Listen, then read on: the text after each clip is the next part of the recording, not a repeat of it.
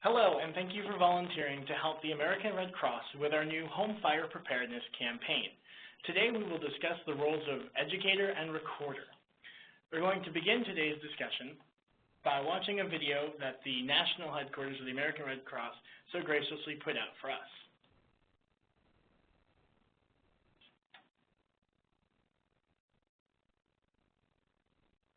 Hello, and welcome to the Red Cross Home Fire Preparedness Campaign, Canvassing and Home Visit Safety Training.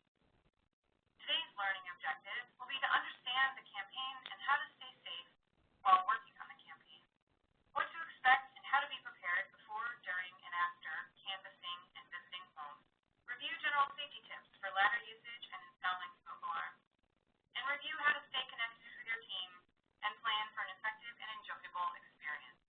The Red Cross and its partners have set a goal to reduce the number of fire deaths and injuries in the United States by 25% in 5 years. We will achieve this goal by building coalitions and partners, conducting pre-event canvassing, and installing smoke alarms in our most at-risk communities and neighborhoods across the country. When canvassing and visiting homes, be sure to wear comfortable walking shoes and weather-appropriate clothing that properly identifies yourself as part of the Home Fire Preparedness Campaign. For example, a Red Cross vest or shirt or an item of clothing with a logo of the group you're affiliated with. Do not wear flashy jewelry and make sure to leave your valuables at home. While canvassing and visiting homes, make sure to have your maps and campaign materials with you at all times. Carry a fully charged cell phone or communication device. Bring a pen with you to complete any necessary documentation. Make sure to drink plenty of water, even if it's cold outside. Before heading out, familiarize yourself with your route and communicate any changes to your point of contact. Also make sure to exchange phone numbers with your campaign point of contact as well as your volunteer group members in case anyone needs to reach you. While you're approaching home, always stay alert and observant. Trust your instincts and use good judgment. Leave the property immediately if you are asked to do so. Always be vigilant around animals you encounter outside and inside the home. Stay in contact with your campaign lead and call 911 immediately if you feel you're in danger. Never approach a home or property if you don't feel safe. For instance, if you see unsecured dogs, broken windows or doors, or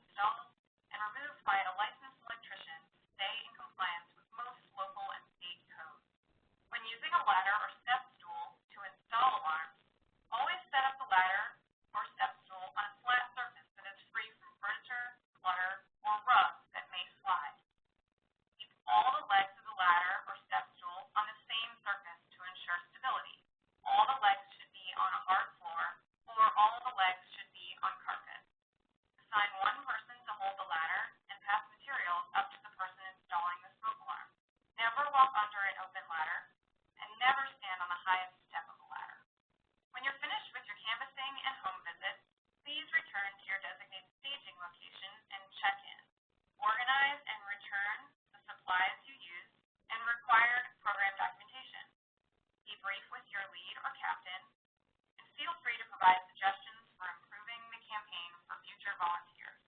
Thanks, and have fun, and always remember to put safety first.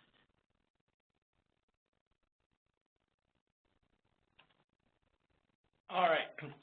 So we want to make sure that we have, our safety in mind first and foremost. But then you also want to talk about different things that they can do to keep themselves safe during a home fire or preventing a home fire.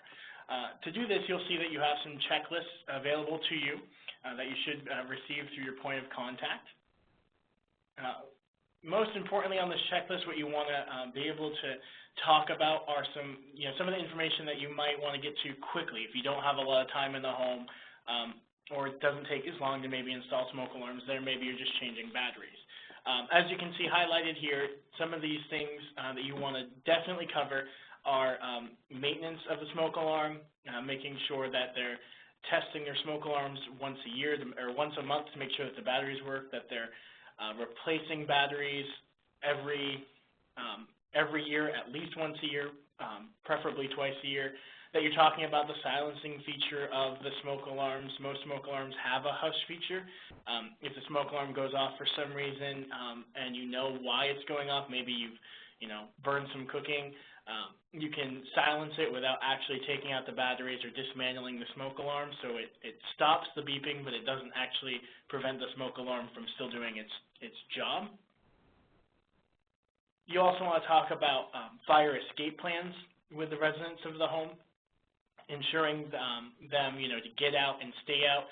Emphasize that they may have no more than 2 minutes to get out of their home. So make sure that they have that escape plan in place. Make sure that they've practiced it. Tell residents about, checking their doors, using the back of their hands, getting low and going, staying underneath the smoke. Smoke is more dangerous than the actual flame during a fire.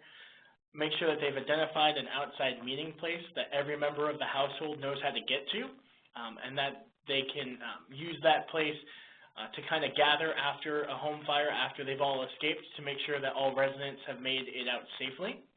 Remind residents to call 911 outside the home after they've evacuated, and to let them know if anybody is still inside or if everybody's made it out, and never, ever to go back into a burning building.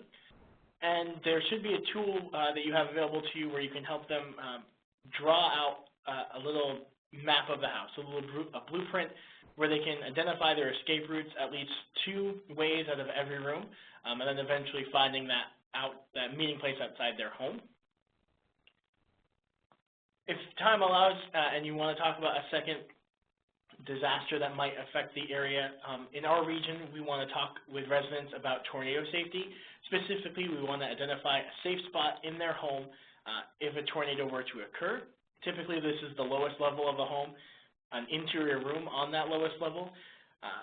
Basements are always the best, but if there is no basement available, you're looking at a hallway or a bathroom or a closet, something with few doors and no windows. Now, as a dual role here where you're being both the educator and the recorder, you want to not just give this information, but also make sure that you're recording the information that we're giving to them, making sure that you're recording the steps that we're taking with them. So you'll see a form that looks similar to this. You want to note that you start with the address of the home that you're at and the date of your visit. You also want to check what you've done. So if you installed a smoke alarm, now don't just check the box, but write how many smoke alarms you installed. Remember, you'll have up to 3 that you can install in each home. Same with batteries, not just that you've changed batteries in a smoke alarm, but also how many. You might notice that there's a smoke alarm that's relatively new, newer than 5 years old, that you're just going to change the battery in to make sure that the battery works. That's fine too. We have additional batteries in those kits for you, but make sure you're recording that as well. While you're giving them education and you're going over the smoke alarm, showing them how to test it, showing them how to check the date on the back, showing them the hush feature, make sure that you're going over that with them and then checking it here as well to show that you did. Same with the fire safety checklist, some of that information we talked about earlier. Make sure that you're recording that you've talked to them. If you talk about another disaster, specifically tornadoes here in our region, make sure that you record that as well, and that you help them create a home fire escape plan.